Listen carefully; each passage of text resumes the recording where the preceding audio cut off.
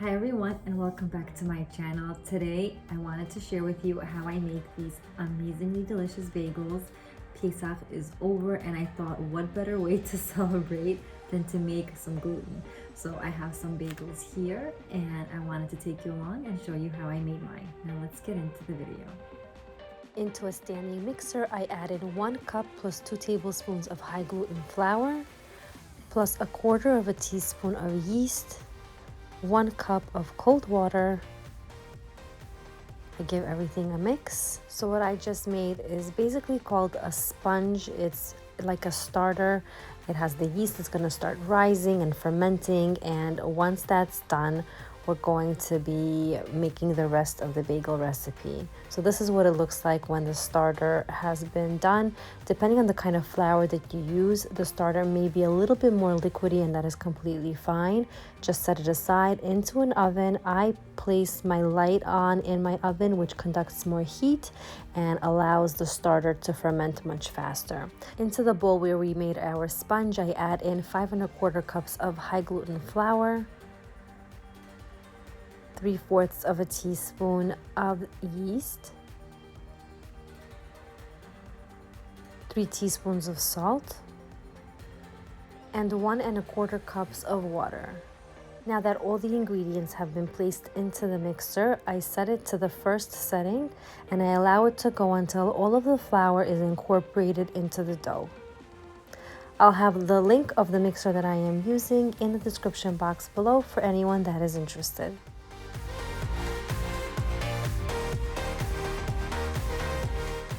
This recipe can of course be done with any type of standing mixer. The KitchenAid, a Bosch, all will work just fine. If at any point you notice that the dough is a little bit too dry, you can add in 1/3 cup of additional water into the dough. Once I see that the dough has basically accepted almost all of the flour, I'm going to set the mixer onto number 2 and allow it to continue mixing like that for 5 minutes. To help myself, I even set a timer on my stovetop or on my phone so that I know when those 5 minutes are up, because we don't want to overmix the dough. After mixing the dough for 5 minutes, it's perfect and soft and smooth. At this point, I cover the dough up and I place it into a warm area inside of my oven for about another hour until it doubles in size.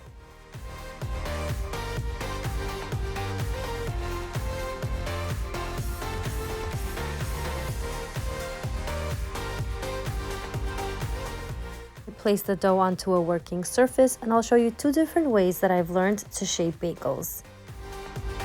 The first technique is by taking a strip of dough and rolling it out into a log.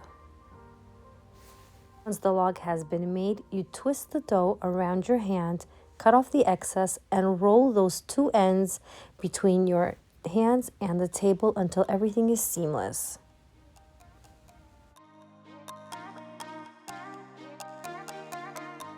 Before continuing with the rest of the shaping, be sure to cover your dough so that it doesn't dry out.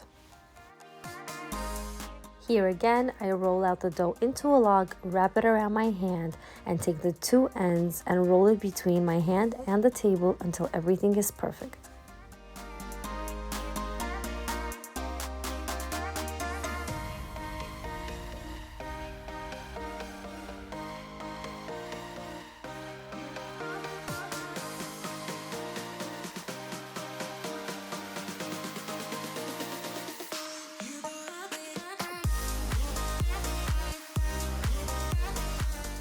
The second technique of shaping bagels is by taking a palm full of dough. You can definitely take out a scale and be very professional and measure everything, but in the real world, I don't do that. I just take a palm full of dough. I pinch all of those rough edges inside just to have a smooth ball. The edges I place down, and by cupping my palm with the dough, I rotate it very, very lightly until the edge is seamless, and then I take my index finger and thumb, poke a hole in it, and by using 2 of my index fingers, I roll the dough and stretch it out until I have a hole in the middle. So you can basically use either technique, whatever suits you, whatever you prefer.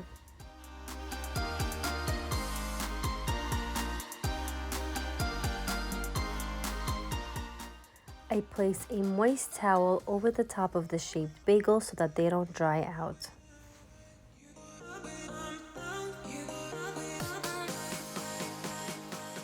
This recipe produces 12 regular medium-sized bagels, so what you can do is off the bat, separate your dough and then shape them.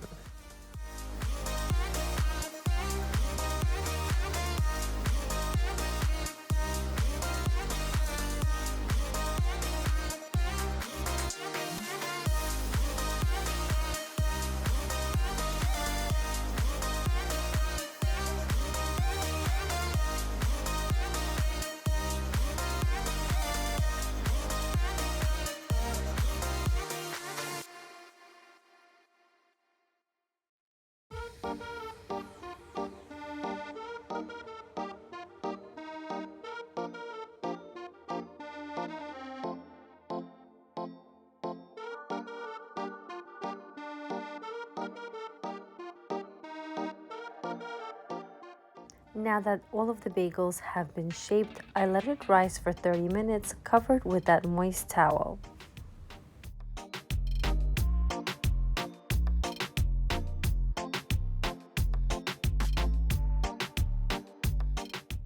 While the bagels are resting, I place a big pot of water to boil and I add in about 2 to 3 tablespoons of either maple syrup or honey that gives the bagel its color.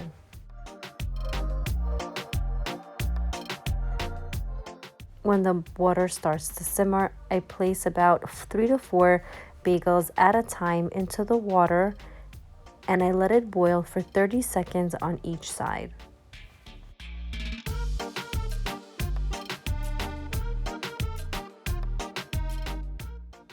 Peeking through on the side, you can see that I'm making an omelet to go with my delicious bagel later on.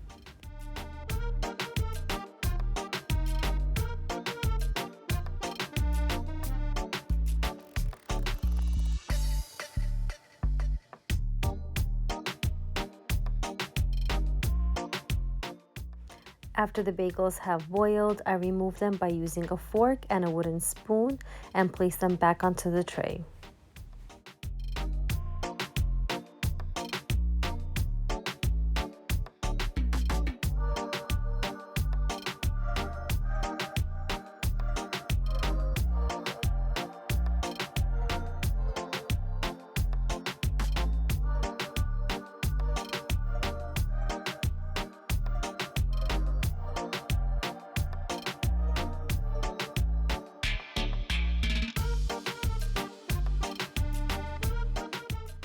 I make an egg wash using 1 egg. I beat it really well and egg wash all of the bagels. And here is where you can get very creative and top them with any toppings of your choice.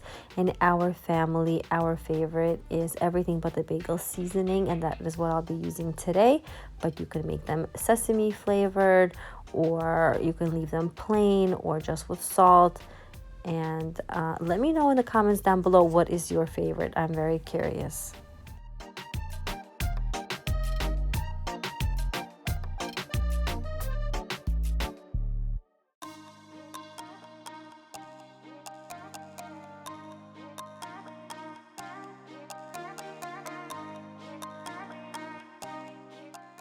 Now that all of the bagels have been egg washed and have their toppings, I'm going to heat up my oven to 475 degrees Fahrenheit, and I'm going to be placing them in for 18 to 20 minutes.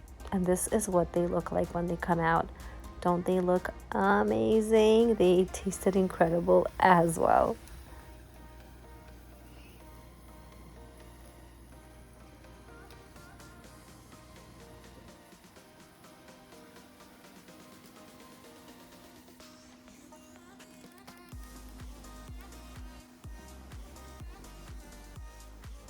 Here I'll just be showing you a few ways of how we enjoy our bagels.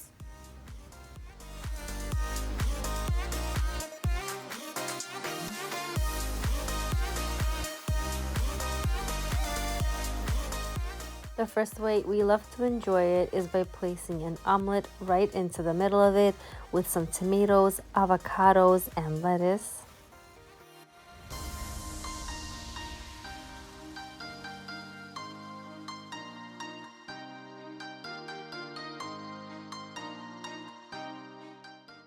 The next one is by smearing some cream cheese right into it and then adding in the lox.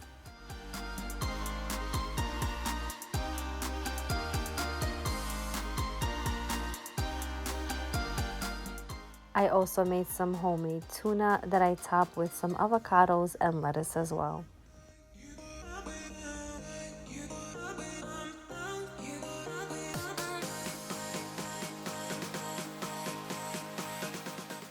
My brother was in the area and very kindly offered to do a taste test. Oh my god, it smells amazing. I skipped dinner for this. It's 11:35 p.m.